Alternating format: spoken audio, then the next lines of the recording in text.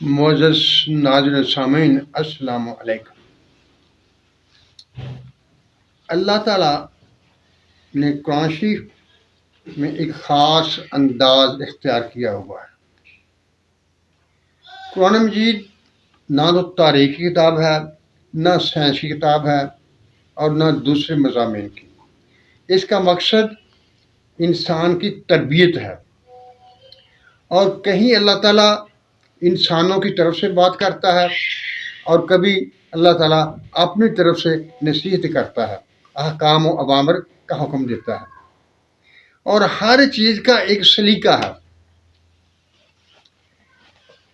اللہ تعالیٰ نے حضرت ابراہیم سے قربانی کا مطالبہ کیا اور اس کا فدیہ دے دیا، لیکن جو قربانی کا مسئلہ شروع ہوا تھا حضرت اسماعیل علیہ السلام سے، اس کی تکمیل کربلا میں ہوئی۔ اسی طرح ایک اور واقعہ جو موسیٰ علیہ السلام کے زمانے میں جادوگروں کے ساتھ مقابلے کی صورت میں پیش آیا، وہ بھی میں آپ کے سامنے بیان کرتا ہوں، اور اس کی تکمیل کا جو جہاں آ کر ہوگی وہ بھی آپ کے سامنے بیان کروں گا۔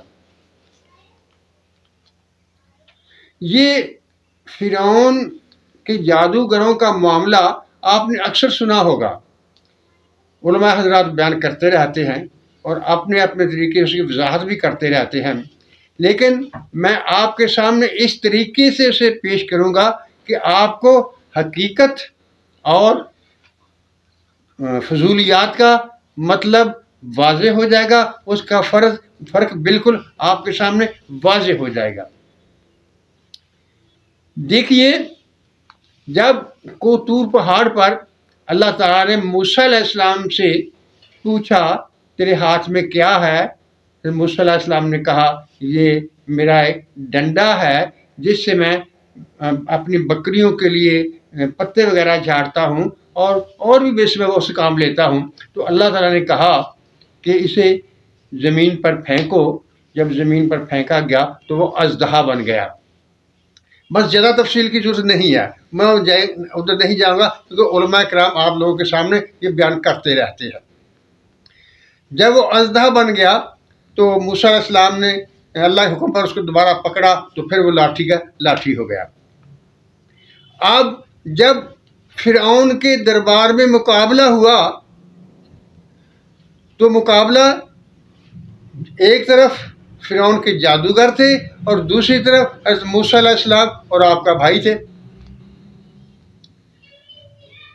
جادوگروں نے حضرت موسیٰ علیہ السلام سے کہا کہ کیا آپ پہلے ڈالیں گے کہ یا ہم ڈالیں، یعنی آپ دکھائیں گے کوئی معاملہ کر کے یا ہم کوئی معاملہ کر کے دکھائیں؟ تو موسیٰ علیہ السلام نے کہا کہ تم پہلے دکھا دو بھائی۔ جب انہوں نے وہ اپنی لکڑیاں اور رسیاں زمین پر ڈالیں تو وہ سانپ نظر آنے لگیں۔ لفظ یاد رکھنے ہیں، جب موسیٰ علیہ السلام کے بارے میں کوطور پہاڑ پر اللہ تعالیٰ نے کہا تھا کہ آپ نے اس ڈنڈے کو ڈال دو تو وہ اژدہا بن گیا، وہ واقعی اژدہا تھا، اور جو رسیاں جادوگروں نے ڈالی تھیں اور لکڑیاں تھیں وہ سانپ نظر آتی تھی لیکن حقیقت میں نہیں تھی۔ اس کا کیسے پتہ چلا کہ وہ حقیقت میں نہیں تھی؟ صرف لوگوں کو ہی ایسی نظر آتی تھی۔ جب انہوں نے وہ رسیاں اور لکڑیاں ڈالی تو وہ سانپ بن کے نظر آنے لگیں اور لوگ ڈرے۔ موسیٰ علیہ السلام نے اپنے دل میں کچھ خوف محسوس کیا تو اللہ تعالیٰ نے ارشاد فرمایا ڈرنے کی کوئی بات نہیں، تم اپنا عصا پھینک دو۔ جب حضرت موسیٰ علیہ السلام نے اپنا عصا پھینکا تو وہ اژدہا بن گیا۔ تو اس نے کیا کیا؟ اس نے وہ تمام رسیاں، وہ لکڑیاں جو سانپ نظر آ رہی تھی ان سب کو کھا گیا۔ جب وہ ان سب کو کھا گیا تو اسے دیکھ کر وہ جادوگر ایمان لے آئے، مومن بن گئے۔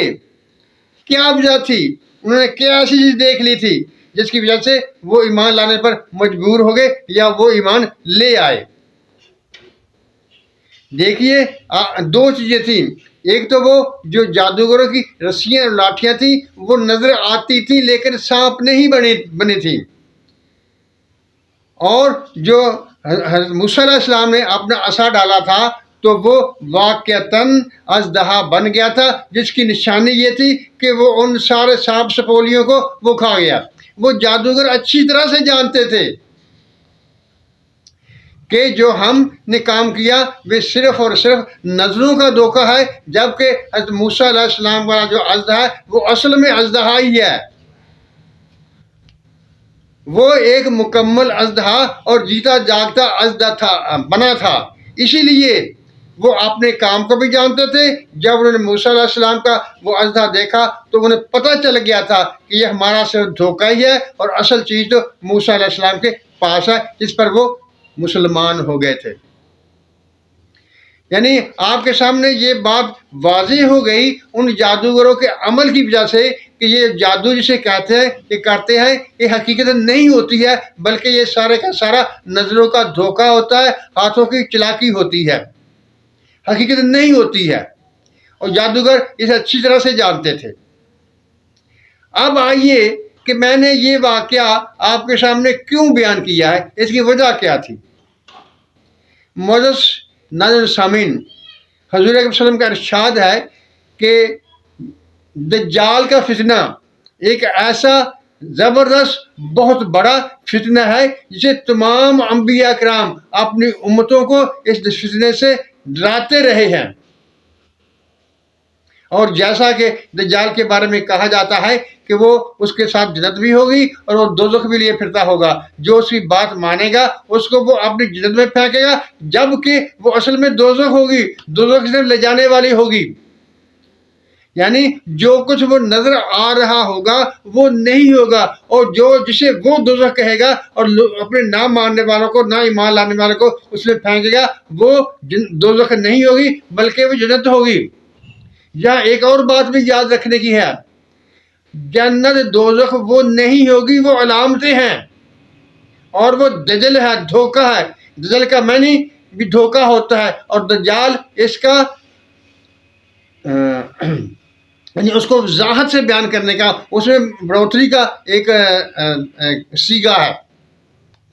معزز ناظرین سامعین، وہ جو اس کو مانیں گے اور وہ ان کو اپنی جنت میں ڈالے گا، اصل میں وہ راستہ ان کا ایمان لانا انہیں دوزخ میں لے جائے گا، اور جو اس کا انکار کریں گے اور اس کو وہ اپنی دوزخ میں ڈالے گا تو وہ ان کو اللہ تعالیٰ کی اطاعت میں لے جائیں گے اور اللہ تعالیٰ کی جنت میں لے جائیں گے۔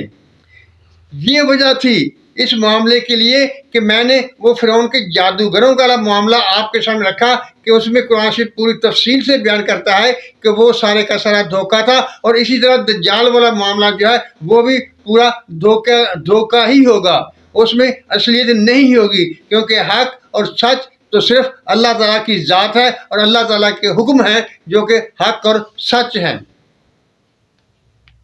معزز ناظرین و سامعین، اللہ تعالیٰ نے یہ سارے معاملات جو آنے والے معاملات ہیں ان کی ابتدا بھی ہمیں بتا دی، اور ان کے ساتھ ساتھ پیش آنے والے معاملات کو سمجھنے کا طریقہ بھی بتا دیا، جیسے اور آزمائشوں کا بھی بتا دیا، اور آزمائشوں پر عمل کرنے والوں کو بھی بتا دیا، ان کے انعامات کے بارے میں بھی بتا دیا۔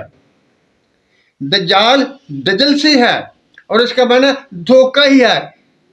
معزز ناظرین سامعین، اللہ تعالیٰ ہمیں دجال کے چکروں سے بچائے، اس کے دھوکوں سے بچائے اور صراط مستقیم پر قائم رکھے، آمین۔ اللہ تعالیٰ ہم سب کو سچ بولنے، سچ سننے اور سچ پر قائم رہنے کی توفیق عطا فرمائے، آمین۔ اللہ حافظ۔